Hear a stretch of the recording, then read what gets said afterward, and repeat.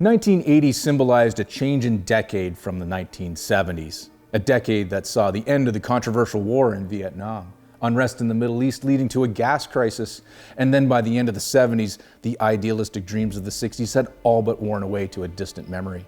The 80s marked a change. Reagan was the new president, and the Cold War was set to a slow simmer. Society was also about to embark on a new MTV era that would see an explosion in home entertainment, and the human race would evolve into something called yuppie.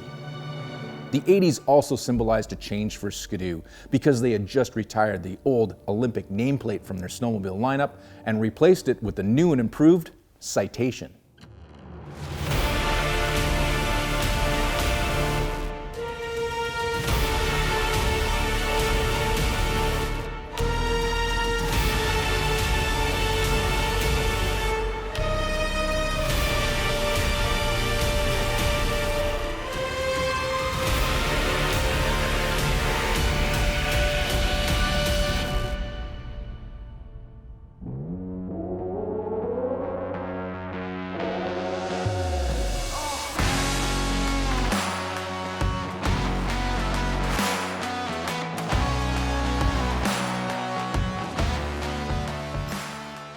The 1980s Citation's new bodywork was cut with an aggressive wedge angle, smoothed off by centralizing the mass of the headlight back into the base of the windshield.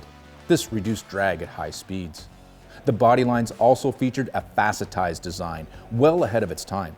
Ski-Doo wouldn't bring back this design concept until model year 2008. Ski-Doo also built this bad boy tough, on the bottom side anyways, with a ferrous composite belly pan. Some may refer to this material as steel. The bonnet, however, was made with a glass-like plastic that would crack with just the slightest contact. Age did not help it either. If anything, it's even more brittle now. You really do have to be careful just breathing around this thing. Ski-Doo continued with the liberal use of the ferrous composite throughout the front suspension. 3 leaves of the stuff comprise a thoughtful suspension that's not just simple, but ineffective. I also suppose there's vertical travel, but I couldn't be bothered to measure how much. It's doubtful that the twin tube shocks are doing anything either, but possibly controlling the slap of the front skis, which again are constructed of the ferrous composite. The rear suspension is of a more modern design, with the kind of system that can still be found on today's sleds. This setup was coined the torque reaction slide rail, but I'm unsure of where the torque was coming from. Here too, there is vertical travel. How much? Well, let's just say it's enough. The track is also a little shorter than what we're used to now at 114 inches all the way around. But despite this, there's still plenty of room on the banana seat for more than one rider. Although it's not too up, there is a handy strap for the passenger to hold on to. Luxury.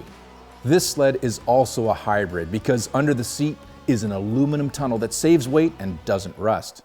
While not new for 1980, the use of aluminum on snowmobiles was set to become commonplace. This might have been one of the last sleds ever to feature the hybrid chassis of aluminum tunnel and ferrous composite belly pan. Under the hood is the beating heart of the 4500.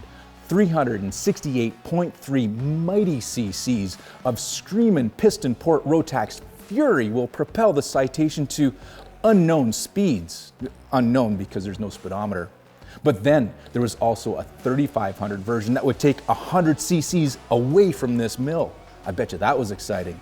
But for you ballers out there, they had an SS version that would install a second carb on this motor and shorten up the track for even more speed.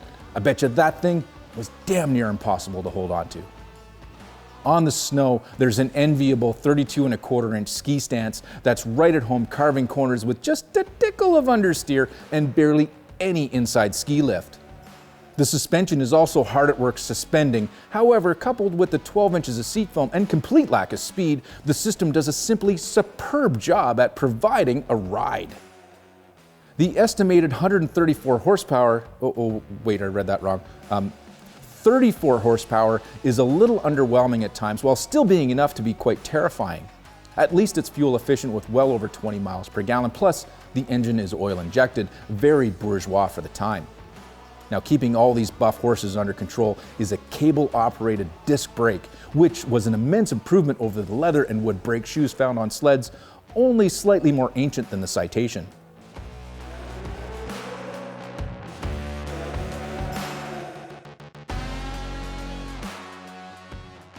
At the end of the day, my takeaway from the Citation 4500 is that I'm actually thoroughly impressed with this machine. Now, it is pretty fun to go back and poke holes at the shortcomings of these old sleds, but the fact of the matter is, if it wasn't for these old machines, we wouldn't have the modern machines that we ride today.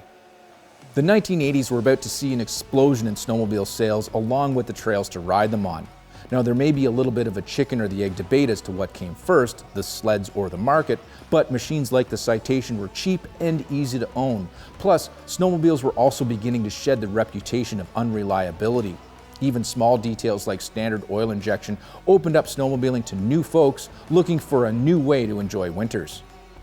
The Ski-Doo Citation didn't single-handedly build the modern snowmobile world as we know it, but it, and sleds like it, definitely laid the foundation. For me, if it wasn't for the Citation 4500, who knows who you'd be watching on STV.